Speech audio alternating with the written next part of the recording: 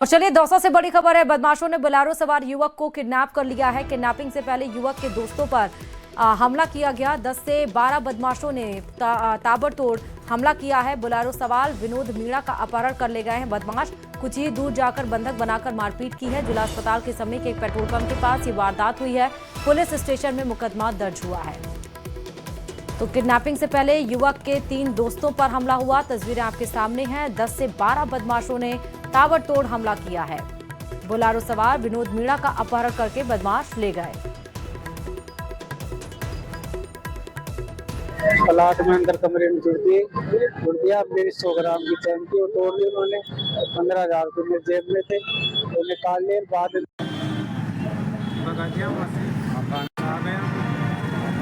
काफी जयपुर में नगर निगम मुख्यालय पर सफाई कर्मचारियों ने अपनी 11 सूत्रीय मांगों को लेकर जोरदार प्रदर्शन किया। बड़ी संख्या में सफाई कर्मचारी निगम मुख्यालय के मुख्य द्वार पर धरने पर बैठ गए और सरकार के खिलाफ नारेबाजी करते हुए विरोध जताया। कर्मचारियों ने चेतावनी दी है कि अगर उनकी मांगों पर 3 दिन के अंदर सकारात्मक निर्णय नहीं लिया गया तो प्रदेश भर में सफाई कर्मी सामूहिक हड़ताल पर चले जाएंगे।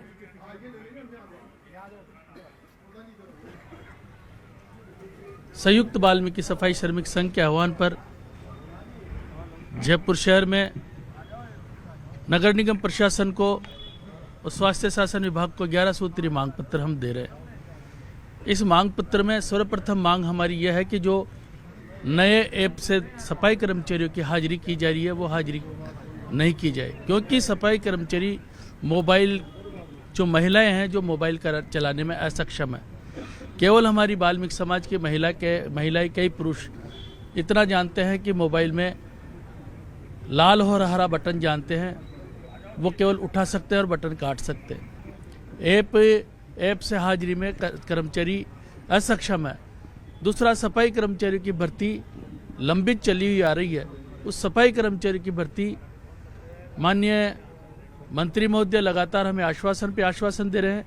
माननीय मंत्री महोदय ने हमें आश्वासन दिया था कि 17 तारीख को कैंप के बाद सफाई कर्मचारी की भर्ती प्रारंभ कर दी जाएगी।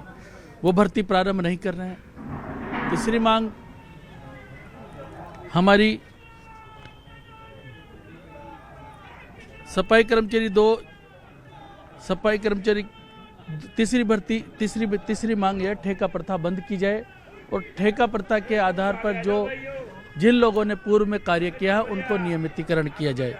चौथी मांग है स्वच्छ सेवा निवृत्त त्याग पत्र, जो 1995 में हमारे 1995 में स्वच्छ सेवा निवृत्त त्याग पत्र के आदेश थे, उनको लागू किया जाए। और डूंगरपुर में आज कांग्रेस विधायक गणेश घोगरा किसानों और मनरेगा श्रमिकों की आवाज बने हैं। अपनी मांगों को लेकर उन्होंने कलेक्ट्रेट पर प्रदर्शन किया और सरकार को 7 दिन का अल्टीमेटम दे दिया है। घोगरा ने कहा है कि मनरेगा की स्वीकृतियां रुकी हैं, श्रमिक बेरोजगार हैं और किसानों की फसलें बर्बाद होने के बाद भी मुआवजा नहीं मिल रहा है। वहीं 7 दिन में मांगे पूरी नहीं होने पर उग्र आंदोलन की चेतावनी दी गई है। पूरे जिले में नरेगा योजना जो ठप पड़ी हुई है, जो कांग्रेस सरकार की एक हमारे लिए संजीवनी जड़ी बूटी बनकर वागड़ में नरेगा योजना काम कर रही थी। आज कांग्रेस सरकार में, पिछली सरकार में जो नरेगा के काम स्वीकृत हुए, इसके अलावा आज तक इस डबल इंजन की सरकार 25 सरकार में एक भी काम स्वीकृत नहीं हुआ। और चलिए जयपुर से बड़ी खबर इस बीच आपको बता रहे हैं। 4 मंजिला इमारत गिरने से हादसा हो गया है। इमारत के मलबे में 5 लोगों के दबे होने की खबर यहां पर मिल रही है। बेसमेंट निर्माण के दौरान कुछ देर पहले यह हादसा हुआ है। सिविल डिफेंस की टीम मौके पर पहुंची है। 5 लोगों के इमारत के मलबे में दबे होने की यहां पर खबर भी आपको बता रहे हैं। जयपुर से बड़ी खबर है। 4 मंजिला इमारत गिरने से ये बड़ा हादसा सामने आया है। ये एक्सक्लूसिव तस्वीरें हम आपको दिखा रहे हैं न्यूज़ 18 राजस्थान पर। आप देखिए कि भारी संख्या में वहां पर लोग जमा हैं। पुलिस वहां पर पहुंच चुकी है। ये 4 मंजिला इमारत है जिसके गिरने की वजह से ये हादसा हुआ है।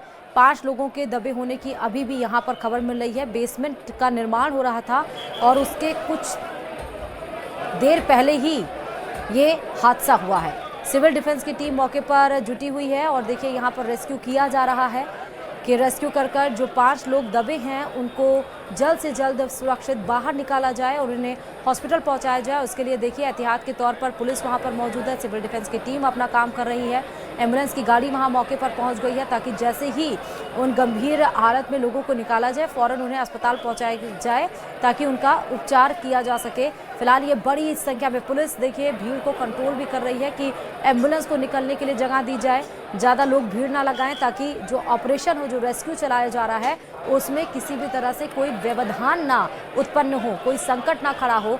एक तरफ आप देखिए ये 4 मंजिला इमारत है और इसका जो बेसमेंट निर्माण के दरमियान कुछ देर पहले ही गिरने की वजह से 4 मंजिला इमारत और उसमें 5 लोगों के दबे होने की खबर आई है सामने, जिनको निकालने का पूरा प्रयास किया जा रहा है। अच्छा, यहाँ पर रेस्क्यू करना भी थोड़ा टिपिकल है, थोड़ा कठिन बताया जा रहा है क्योंकि अगल बगल आप देखिए कि ऐसा नहीं है कि ज्यादा जानकारी के साथ सहयोगी हितेंद्र इस खबर पर जुड़े हुए हैं। हितेंद्र, ये 4 मंजिला इमारत गिर गई है, 5 लोगों के दबे होने की आशंका, क्या अपडेट है अभी इसको लेकर?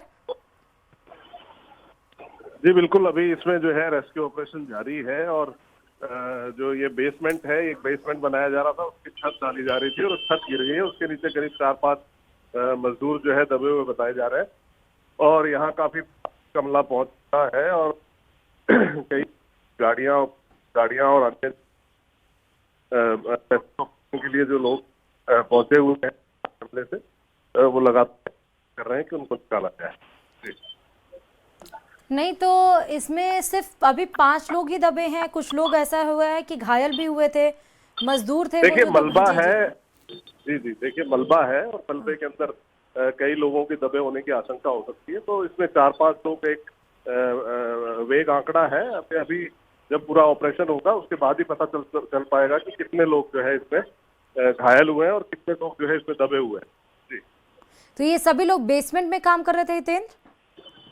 जी बिल्कुल, बेसमेंट खुदा हुआ था, बेसमेंट खोदा गया था, उसके बाद जो है वहां पर जो है उसकी बेसमेंट की छत डाली जा रही थी और छत जो है शायद वजन नहीं झेल पाई और उसके बाद जो है वो कोलैप्स हो गई। ठीक है, बहुत शुक्रिया। उदयपुर विकास प्राधिकरण द्वारा बलीचा में की गई अतिक्रमण की कार्रवाई के विरोध में कांग्रेस पार्टी ने यूडीए के बाहर प्रदर्शन किया। प्राधिकरण कार्यालय के बाहर कांग्रेस के पदाधिकारी और कार्यकर्ता धरने पर बैठ गए और यही नहीं, प्राधिकरण आयुक्त राहुल जैन जब ज्ञापन लेने नहीं पहुंचे तो कांग्रेस कार्यकर्ता पदाधिकारी ने कार्यालय के अंदर घुसने का प्रयास किया। ऐसे में पुलिस के साथ उनकी धक्का मुक्की भी हुई। कांग्रेस जिला अध्यक्ष फतेह सिंह राठौर ने आरोप लगाया कि भाजपा नेताओं के इशारे पर यूडीए ने 50 से ज्यादा गरीब परिवारों का आशियाना छीन लिया। अब उनके पास में ना तो रहने के लिए छत है और ना खाने के लिए सामान बचा है। बिना नोटिस दिए कार्रवाई करने के कारण उनके सभी घरेलू सामान मलबे में दब चुके हैं।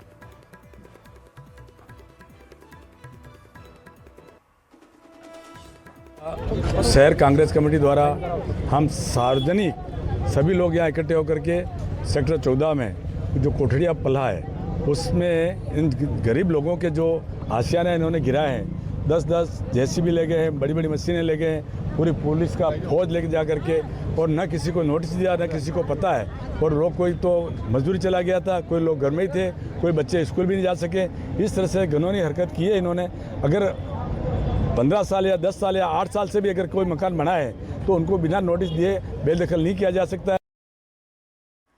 टोंक के पिपलू से आपको खबर बता रहे हैं, जहां दौलत सागर बांध की दीवार टूट गई। जमीन धंसने से दीवार के नीचे से पानी निकल रहा है।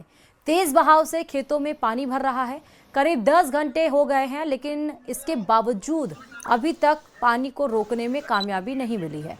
बांध का रिसाव रोकने में प्रशासन की तमाम कोशिशें नाकाम रही हैं। बता दें कि मौके पर जल संसाधन विभाग के सहायक अभियंता समेत तमाम अधिकारी दौलत सागर बांध पर पहुंचे हैं, जबकि आसपास के गांव के लोग भी वहां पर मौजूद रहे। फिलहाल पानी रोकने के इंतजाम किए गए। खेतों में पानी बहने से सैकड़ों बीघा में सरसों की फसलें चौपट होने की यहां पर जो चिंता है वो किसानों के माथे पर साफ नजर आ रही है। इससे जुड़ी हम आपको 3 तस्वीरें दिखा रहे हैं। बांध की दीवार टूटी है, देखिए उसको मरम्मत करने के लिए तमाम इंतजाम किए गए हैं, जेसीबी बुलाई गई है। मौके पर अधिकारी पहुंचे हुए हैं। किस तरह से जो सरसों की खेत में जो सरसों की फसलें लगी हुई हैं वो खेत जलमग्न हो रहे हैं, जिससे जो सरसों की फसलें हैं उसको बर्बादी का डर किसानों को सता रहा है। वहीं अंता विधानसभा उपचुनाव के तहत 11 नवंबर को सुबह 7 बजे से मतदान प्रक्रिया शुरू होनी है। मतदान दिवस से पूर्व पहले आज 12 शहर स्थित राजकीय महाविद्यालय से मतदान दलों की रवानगी की गई है। रवानगी पूर्व मतदान दलों को अंतिम प्रशिक्षण दिया गया है और इस दौरान जिला निर्वाचन अधिकारी रोहितवास सिंह तोमर ने मतदान दल कर्मियों को निष्पक्ष और भय मुक्त निर्वाचन संपन्न कराने के निर्देश दिए। इसके बाद मतदान दलों को ईवीएम मशीनों के साथ रवाना किया गया। अंता विधानसभा क्षेत्र में कुल 268 मतदान केंद्रों पर मतदान होगा। क्षेत्र में 2,28,264 पंजीकृत मतदाता हैं, जिनमें 1,16,783 पुरुष और 1,11,477 महिलाएं और 4 अन्य मतदाता शामिल हैं। निर्वाचन विभाग द्वारा प्रत्येक मतदान दल के साथ पुलिस बल की तैनाती की गई। संवेदनशील और क्रिटिकल मतदान केंद्रों पर सीएपीएफ के जवान तैनात हैं, तैनात रहेंगे और इसके साथ ही क्षेत्र में 12 क्विक रिस्पांस टीम, 43 मोबाइल पार्टियां, 43 सेक्टर मजिस्ट्रेट, 12 पुलिस सुपरवाइजरी अधिकारी, 12 एरिया मजिस्ट्रेट, 4 वरिष्ठ पुलिस पर्यवेक्षक तथा 4 वरिष्ठ प्रशासनिक अधिकारी नियुक्त किए गए हैं। चुनाव अवधि के दौरान 13 अंतर्राज्यीय नाके और 5 अंतर जिला नाके सक्रिय हैं, जहां सशस्त्र बलों की निगरानी में लगातार चेकिंग की जा रही है। सुबह 7 बजे से लेकर शाम 6 बजे तक मतदान होगा और उसी के लिए 268 जो पार्टियां बनाई गई हैं उनका आज अंतिम प्रशिक्षण है। उनके प्रशिक्षण के बाद उनकी रवानगी यहाँ से करी जाएगी। जो पुलिस का हमारे डिप्लॉयमेंट है वो भी, उनकी भी ब्रीफिंग चल रही है, वो भी उसके बाद यहाँ से उन लोगों को भी प्रस्थान कराया जाएगा। ये जो इलेक्शन है इको फ्रेंडली इलेक्शन की तरह कराया जा रहा है, जिसमें कि किसी भी तरह का पॉलीथिन का उपयोग नहीं होगा। इको फ्रेंडली बूथ बनाए जा रहे हैं, मॉडल बूथ बनाए जा रहे हैं, यूथ मैनेज बूथ बनाए जा रहे हैं और साथ ही साथ हमारे जो सेक्टर मजिस्ट्रेट हैं, एरिया मजिस्ट्रेट हैं, मोबाइल पार्टीज़ हैं, वो भी आज से ही दौरे पे रहेंगी, फील्ड में घूमेंगी, लोगों से बात करेंगी और एक कॉन्फिडेंस बिल्डिंग करेंगी लोगों में, ताकि बिल्कुल जो हमारे वोटर्स हैं वो भयमुक्त माहौल में आकर वोट करें। और मुझे पूरा विश्वास है कि हम सब अंता विधानसभा उपचुनाव के तहत 11 नवंबर को सुबह 7 बजे से मतदान प्रक्रिया शुरू होनी है। मतदान दिवस से पूर्व पहले आज 12 शहर स्थित राजकीय महाविद्यालय से मतदान दलों की रवानगी की गई है। रवानगी पूर्व मतदान दलों को अंतिम प्रशिक्षण दिया गया है, यह हमने आपको बताया। लेकिन अब आपको प्रतापगढ़ से खबर बता रहे हैं, जहां प्रतापगढ़ में नगर परिषद सभापति राम कन्या गुर्जर और जिला कलेक्टर अंजलि राजौरिया के बीच खींचतान अब खुले टकराव में बदल गई है। सभापति ने कलेक्टर पर भ्रष्टाचार और रिश्वतखोरी का आरोप लगाते हुए कहा कि कलेक्टर उन्हें धमकाकर विकास काम को रोक रहे हैं। साथ ही गुर्जर ने कहा कि जिला कलेक्टर विकास कार्यों में अड़ंगा डाल रही हैं, जबकि नगर परिषद के कामों में उनका कोई अधिकार नहीं है। चुनौती दी, अगर 3 दिन में एपीओ नहीं किया तो वह नगर परिषद गेट के बाहर बैठकर जनता का काम करेगी। वहीं इस मामले में जिला कलेक्टर डॉक्टर अंजलि राजौरिया ने यह भी कहा कि नगर परिषद में नाले पर निर्माण को लेकर जनसुनवाई से कई शिकायतें आई थी, जिसके बाद हमने जांच बिठाई थी, जिनमें खामियां पाई गई थी। हमने जांच कर आगे रिपोर्ट भेज दी है।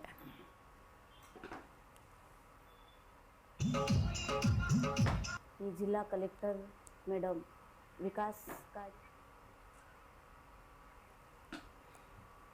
निर्माण हो रहा तो गलत है, वो जनता भी देखनी चाहिए उसको और प्रशासनिक अमला है उसको भी देखना चाहिए।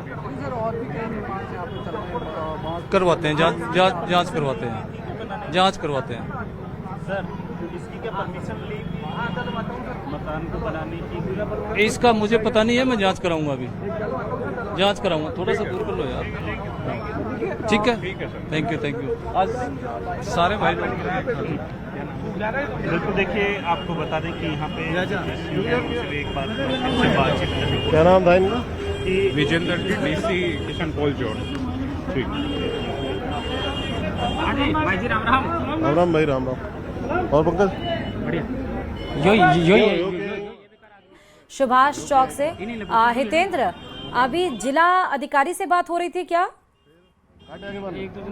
इस मामले पर अपडेट को लेकर? हितेंद्र,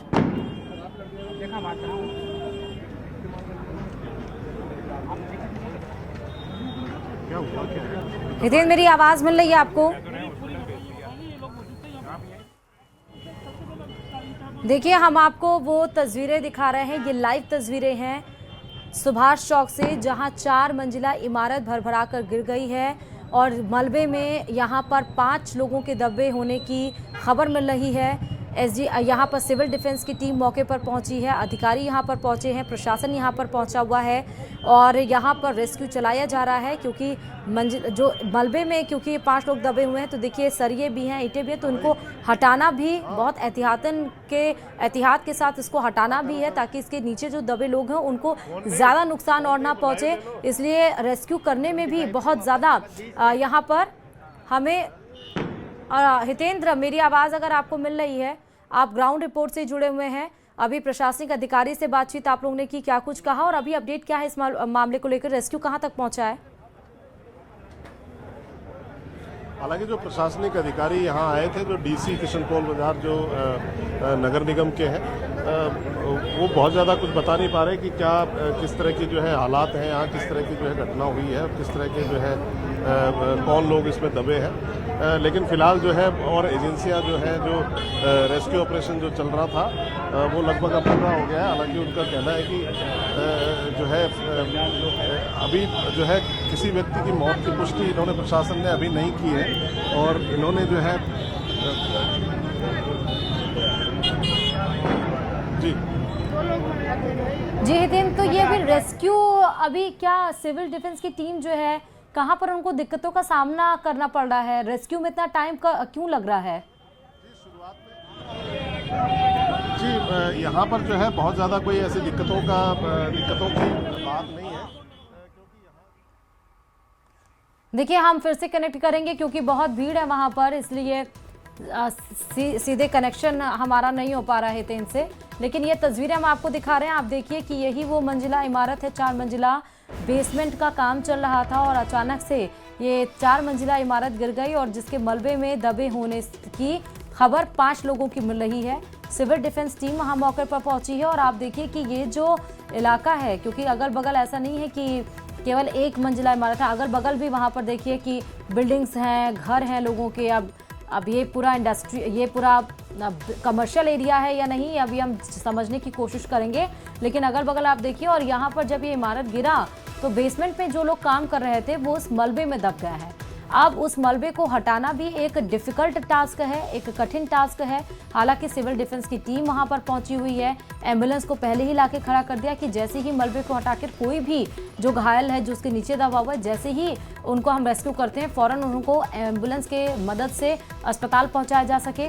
वहाँ पर भारी भीड़ लगी हुई है। और फिर से हितेंद्र हमसे जुड़ चुके हैं। हितेंद्र, मेरी आवाज़ मिल रही है और आपकी आवाज़ हम तक आई होप कि प्रॉपर आए। जी हितेंद्र, बताइए रेस्क्यू में कहाँ लेट हो रहा है, क्यों देरी हो रही है इतनी?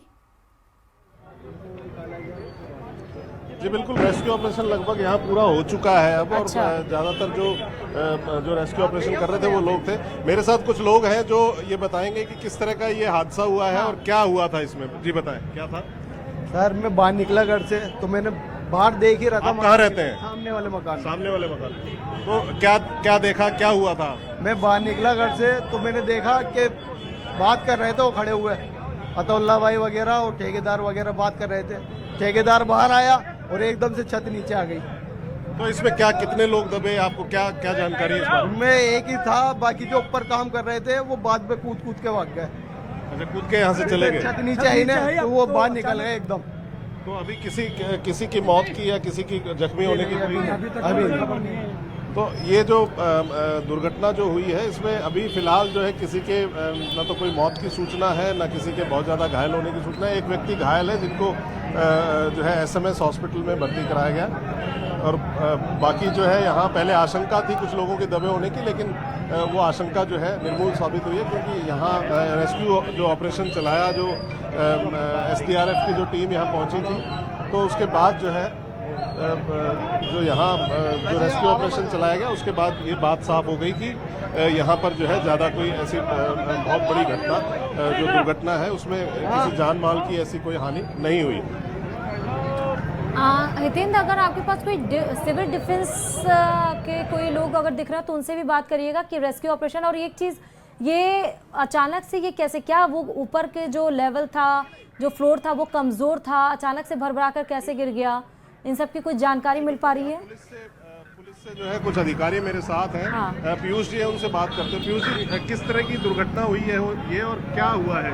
देखिए, हमारे पास सूचना थी कि बेसमेंट के ऊपर कोई छत है, दुछत्ती, वो गिर गई है और लोगों के 4 से 5 लोगों के दबे होने की आशंका थी पब्लिक को, जो हमारे पास सूचना प्राप्त हुई थी।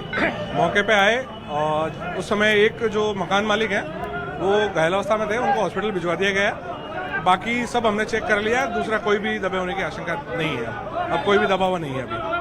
तो जो बाकी जो टीम है, जो एसडीआरएफ वगैरह की टीम है, उन्होंने सारी जांच पड़ताल करके वो यहाँ से चले गए? बिल्कुल, एसडीआरएफ और सबने चेक करके कंफर्म करने के बाद ही हम बता रहे हैं आपको। तो ये थे डीवाईएसपी पीयूष जो बता रहे थे कि जो है यहाँ पर किस तरह की जो है दुर्घटना हुई है और यहाँ पर एक व्यक्ति घायल है जिनको एसएमएस हॉस्पिटल में भर्ती कराया गया। उसके अलावा जो है यहाँ ज़्यादा ऐसा कोई दुर्घटना जैसा जो है कोई हितेंद्र, जरा ये बड़ी जानने की दुर्घटना कोशिश नहीं हुई। ये जानने की कोशिश करेंगे कि जो दुछत्ती थी जिसको बताया गया है कि गिर गई, वो कैसे गिर गई? वो कमजोर थी, कच्ची थी, अभी लिंटर पड़ना, मतलब कैसे वो अचानक से भरभरा कर गिर गई? बेसमेंट पे काम हो रहा था ना।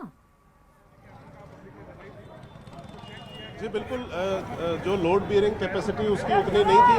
मैं कैमरामैन से कहूँगा कि वो दिखाएंगे कि किस तरह का जो है यहाँ जो है ये आप देख सकते हैं, आप विजुअल के माध्यम से ये देख सकते हैं कि किस तरह का जो है ये स्ट्रक्चर था। और ये यहाँ से जो बीच में जो कुछ जगहों पे आप देख पाएंगे कि यहाँ दुछत्ती के तौर पर जो है ये लगभग मिड में जो है एक बनी हुई जो है वो छत थी और वो भरभरा कर गिर गई, क्योंकि लोड बेयरिंग उसकी उतनी नहीं थी और ठीक से नहीं बनाई जा रही थी। हालांकि जो है ये जांच का विषय है कि क्या इस निर्माण की जो है अनुमति ली गई थी या नहीं। तो अभी अधिकारियों से जब पूछा, अधिकारियों अभी दर्शकों को हमने बाइट भी ली थी उन अधिकारी की, तो उन्होंने ये बताया कि जो है अभी तक वो जांच करके ही बता पाएंगे कि इस निर्माण की जो है ठीक है, ठीक है।